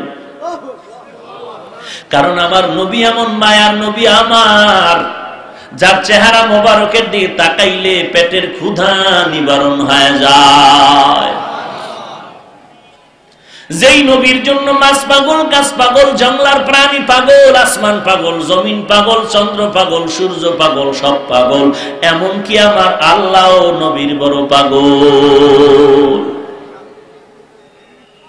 সেই নবীর এত সুন্দর চেহারা দেখলেই কলিজা ঠান্ডা হয়ে যায়। যে নবীর ঘাম থেকে মিশকের ঘ্রাণ পাওয়া যায়, এরে নবীর আশিক উম্মতের দল। নবীকে দেখা মাত্র জেমাদ নামের জাদুকর দাঁড়ায় আর বসে, আবু জাহেলের মাথা গরম, এমন কেন করো? আমি এমন করি না, কে যেন আমারে করায়। যখন মায়ার নবী সামনে এসে দাঁড়ায় গেলেন, বলতেছে তুমি কি মুহাম্মদ? বলে হ্যাঁ, আমি আব্দুল্লাহর সন্তান মুহাম্মদ। বলে তুমি কি মন্ত্র পড়লে নাকি মানুষ পাগল আছে? আমি তো ইয়ামানের বড় পণ্ডিত মন্ত্রের, তুমি আমারে শোনাও। মায়ার নবী সুন্দর কণ্ঠ দিয়া যখন কোরআনের তেলাওয়াত শুরু করলেন, জেমাদের চোখ বেয়ে বেয়ে পানির ফোঁটা, বুকটা ভিজে যাচ্ছে। নবী হঠাৎ করে বন্ধ করে দিলেন। জেমাদ বলে বন্ধ করবা না, জীবনে কত মন্ত্র শিখাইলাম আর শিখলাম, এই সুন্দর মন্ত্র জীবনে শুনিও নাই, শিখাবো কি? আবু জাহাল বলে তুমি আমার উপরে রাগ করো আর না করো বুঝাবার পারবো না, আমি জেমাদ এই ব্যক্তির কাছে আজ নতুন করে মন্ত্র পড়ে কালেমা গ্রহণ করে নিলাম। সেই কোরআন আজ মুসলমানের ঘরে, অথচ মুসলমানের সন্তান আইএ বিএ পাশ করে কোরআন শরীফ পড়তে জানে না। মুসলমানের সন্তান সে কোরআন পড়তে জানো না রে ভাই। এ যুবক, আল্লাহর কোরআনটা যদি একটু পড়তে জানতা, দেখতা কত মজাই না পাইতা কোরআনের ভিতরে। নামাজে দাঁড়াইলে মনটা ভরে যাইতো। আল্লাহর কোরআন পড়ো রে বাবা, কোরআনের এক অর্থ পড়ো, ইকরা। কোরআন কিরাতুন থেকে নির্গত, মানে পড়ো, বেশি করে কোরআন পড়ো। সাহাবায়ে কেরাম 3 দিনে কোরআন খতম করতেন, 4 দিনে খতম করতেন। সাহাবায়ে কেরাম 1 সপ্তাহের মধ্যে কোরআন খতম করে ফেলতেন। আমগো বছর বছর চলিয়া যায়, মানুষের কোরআনের বয়ান শুনাই, নিজে 1 খতম কোরআন পড়তে বছরে খবর হয়ে যায়। আল্লাহর সন্তুষ্টি অর্জন করার যত মাধ্যম আছে, এর মধ্যে 2টা মাধ্যম বড় খুব কঠিন এবং খুব নিকটতম, গভীর। 1 নম্বরে নামাজ, 2 নম্বরে তেলাওয়াতে কোরআন। এই 2টা যে যত বেশি আমল করবে, আল্লাহর সাথে গভীর তাআল্লুক তার সাথে হয়ে যাবে। ভাইরা আমার, কোরআনের আরেক অর্থ হলো কোরআন করনুন থেকে মুশতাক, করনুন থেকে নির্গত, তার অর্থ হলো মিলানো। মিলানো মানে কি? বলে কোরআনের দিকে তাকাও, কোরআনটা দেখছো, কথা কথা মিলানো, যেখানে ইমানের বয়ান সেখানে আমলের বয়ান, মিলানো মিলানো। কোরআনের মধ্যে যেখানে জান্নাতের বয়ান, পাশে জাহান্নামের বয়ান। এরে নবীর উম্মতের দল, এদিক দিয়া মিলানো। আবার একটা মিলানো কবিতার আকারে, দুনিয়াওয়ালারা কবিতা মিলাইয়া মিলাইয়া কবিতা কয়, কিন্তু মাঝে মাঝে মিলে, মাঝে মাঝে মিলে না। আর আমার আল্লাহর কবিতা কোরআন এমন সুন্দর, সুন্দরভাবে মিলায় মিলায় দিলেন। আর রহমান আল্লামাল কোরআন খালাকাল ইনসান, কি সুন্দর মিলানো। আলহামদুলিল্লাহি রাব্বিল আলামিন আর রহমানির রহিম মালিকি ইয়াউমিদ্দিন ইয়্যাকা না'বুদু ওয়া ইয়্যাকা নাস্তাঈন। মিলানো আছে না? দুনিয়ার কারো কবিতা এত সুন্দর মিলানো নাই, আল্লাহর কোরআন যেভাবে মিলানো। আম্মা ইয়াতাসাআলুনা আনিন নাবাইল আযীম আল্লাযী হুম ফীহি মুখতালিফুন। প্রত্যেকটা কোরআনের সূরাগুলো সুন্দরভাবে আয়াতে আয়াতে মিলানো। লা উকসিমু বিয়াউমিল কিয়ামাহ ওয়া লা উকসিমু বিন নাফসিল লাওয়ামা কুল ইয়া আইয়ুহাল কাফিরুন লা আ'বুদু মা তা'বুদুন। মিলানোর ব্যাখ্যা দুইটা গেল। 3 নাম্বার ব্যাখ্যা হলো কোরআনের সাথে হেদায়াত মিলানো। কেমন মিলানো? সূর্যের সাথে কিরণটা যেমন মিলানো, ফুলের সাথে ঘ্রাণটা যেমন মিলানো, কোরআনের সাথে হেদায়াতটা মিলানো। তবে ভালো করে শুনে রে বাবা, সূর্যের আলোটা কখনো বিলুপ্ত হয়ে যেতে পারে, ফুলের ঘ্রাণটা মিলানো থেকে আলাদা হয়ে যেতে পারে, কিন্তু কোরআনের সাথে যে হেদায়াত মিলানো কখনো আলাদা হবে না। অর্থাৎ কোরআন যার সিনায় ডুববে তাকে জান্নাত পর্যন্ত নিয়ে যাবে। قال النبي صلى الله عليه وآله وسلم إذا وزع الميت في قبره جاء القرآن عند رأسه والصلاة عن يمينه والصيام عن شماله وسائر الحسنات عند رجليه। আল্লাহর নবী বলেন, মাইয়িতের কবরে রাখার পরে সবাই যখন চলে যাবে, দুইজন ফেরেশতা মাথার কিনারায় আসবে, বলবে আসবা না, কে তুমি নিষেধ করলা? বলে আমি হলাম বান্দার আপন বন্ধু কোরআন। ফেরেশতারা ডানে যাবে, আসবা না, কে তুমি? নামাজ। ফেরেশতারা বাম কিনারায় যাবে, নিষেধ করবে, আসবা না, কে তুমি? বলে আমি হলাম রোজা। পায়ের কিনারায় যাবে, আসবা না, কে? বলবে আমি হলাম বান্দার যাবতীয় নেক আমল, মেসওয়াকের আমল, টুপির সুন্নতের আমল, দস্তারখানের আমল। নবী বলেন এই 4 বন্ধু নিয়ে যদি কবরে যাও, কবর হবে বেহেশতের বাগান। 1 নম্বরে কোরআন, 2 নম্বরে নামাজ, 3 নম্বরে রোজা, 4 নম্বরে যাবতীয় নেক আমল বন্ধু বানায় নাও। জীবনের দরজা খুলে যাবে, কবরে গিয়া জান্নাতি বিছানায় ঘুমাবা। ইসরাফিল যখন সিংহায় ফুৎকার দিবে, তখন মুমিনরা বেহেশতের ঘুম থেকে উঠা বলবে, সন্ধ্যাবেলা সূর্য ডুবার আগে ঘুমাইলাম, হঠাৎ করে কে আমাদের ঘুমটা ভাঙলো, ব্যাপারটা কি? সামান্য সময় ঘুমাইতে পারলাম না, আরো দরকার ছিল আরামের ঘুম। আর বেঈমানের কি হালাত, এর কষ্টের কোনো শেষ হবে না রে বাবা। এরে যুবক আল্লাহর গোলাম, এত বিনয়ের সাথে বুঝাইয়া বুঝাইয়া নরম ভাবে বলতেছি, বাবা নবীর সুন্নাত মানো, নবীর সুন্নাত মানো, নামাজ পড়ো। তুমি টুপি মাথায় দিতে চাও না, আর আমাকে যদি কেউ কোটি টাকার অফার দিয়া কয় হাফিজ ভাই দাড়ি কামাও, টুপি ফালায় দাও, কোটি কোটি টাকা দিল, বলো তুমি আমি দাড়িটা কাটবো নাকি? বলো। তাহলে তুমি দাড়ি রাখতে চাও না, টুপি পড়তে চাও না, আর আমি টুপি ছাড়া চলতে পারি না, দাড়ি ছাড়া চলতে পারি না। ওরে বাবা, তুমি বলতেছো টুপি মাথায় দিলে মাথা গরম হয়, লম্বা জামা পরলে শরীরটা গরম হয়। তোমার থেকে কম বুঝি না রে বাবা। এই টুপি কেন ফালাই না, দাড়ি কেন ফালাই না? এই টুপি দাড়ির কারণে কত মানুষ কত বাজে কথা বলে, এরপরও টুপি ফালাই না, নামাজ ছাড়ি না। কারণটা কি রে বাবা? একটাই কারণ, এই দুনিয়ায় চিরদিন থাকা যাবে না, একদিন তো মরণ হবে, আজরাইলের হাতে আমার ধরা পড়তে হবে। আল্লাহর কোরআন পড়ে দেখলাম, নবীজির কথাগুলো নজর করে দেখলাম, একটা জাররা পরিমাণ গুনাহ নিয়ে গেলে শাস্তি দিবে আল্লাহ কবরের মধ্যে, উপায় নাই। ওই হাসরের ময়দানে উপায় নাই। আমি চিন্তা করে দেখলাম, জমিন থেকে 9,30,00,000 মাইল উপরে সূর্য, রাতের বেলা সূর্য নাই, এরপর এত গরম লাগে, ঘাম ফ্যানের বাতাসেও ঠান্ডা হয় না। ওই সূর্যটা নবী বলেন কিয়ামতের ময়দানে মাথার উপরে নেমে আসবে। ওই সময় গুনাহগারের কি হালাত! অন্ধকার কবরে যদি বান্দা গুনাহ নিয়ে যায়, প্রশ্নের জবাব যদি দিতে না পারে, নবী বলেন কবরের 2 পার্শ্বের মাটির চাপ শুরু হয়ে যাবে। একটা নয়, 2টা নয়, 70 থেকে 99টা সাপ কবরে সে ভরে যাবে। ওরে বাবা, তোমার কথা তুমি যতই ঘুরাও আর মিথ্যা বলো না কেন, আল্লাহর কোরআন মিথ্যা না, নবীর একটা কথাও মিথ্যা বের করতে পারবা না। অতএব যদি মনে করো কোরআন সত্য, গুনাহগার হয়ে কবরে গেলে আযাব হবে তাও সত্য।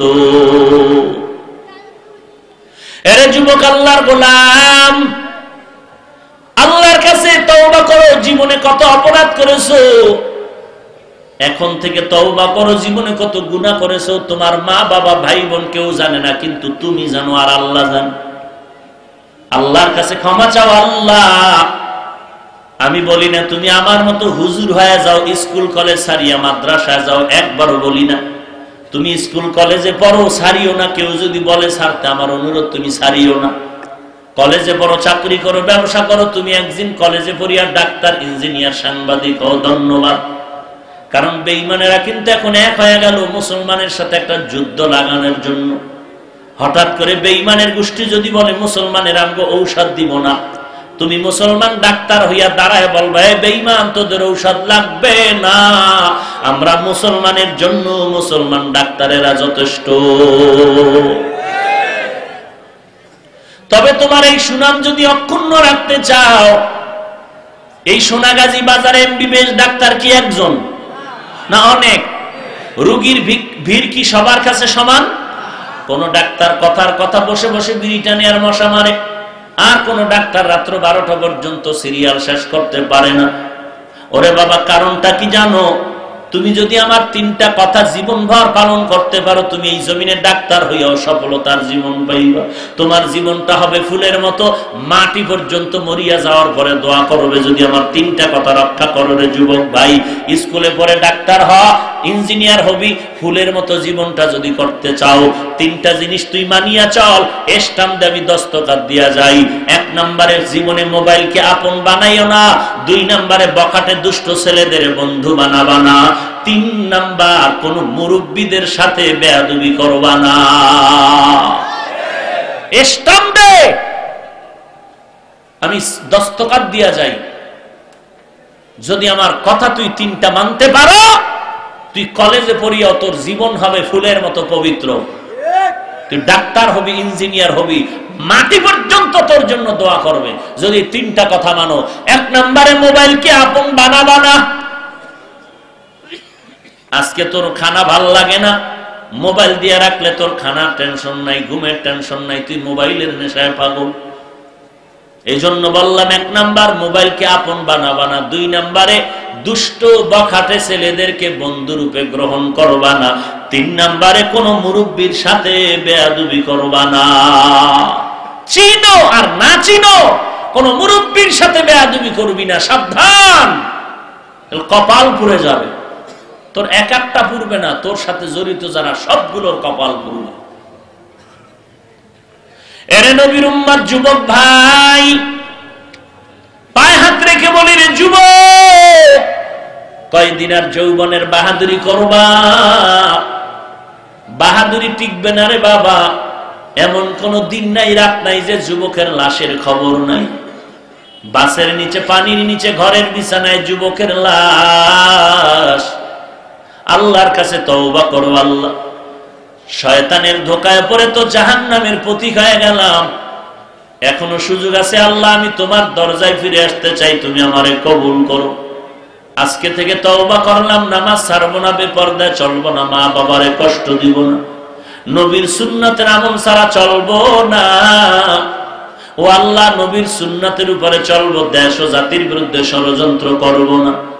যদি মুনাফিকি না থাকে, গলায় ছুরি আসবে, গুনাহ করবা না, নিয়তটা যদি পাকা থাকে রে বাবা, খাঁটি তওবার নিয়ত যদি হয়, আল্লাহর দরবারে তওবার নিয়তে 2টো হাত আল্লাহকে দেখায় দাও। আয় আল্লাহ, সবার হাত আপনি কবুল করে নেন, আমাদের তওবা কবুল করে নেন, তওবার উপরে মজবুত হয়ে চলার মতো তৌফিক দান করেন, আমিন। আলহামদুলিল্লাহ।